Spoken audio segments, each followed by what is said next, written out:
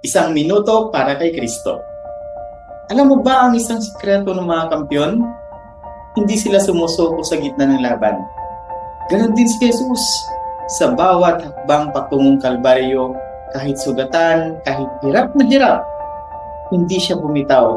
Dahil alam niya, ang krus na iyon ay hindi tanda ng pagkatalo, kundi daan patungo sa tagumpay.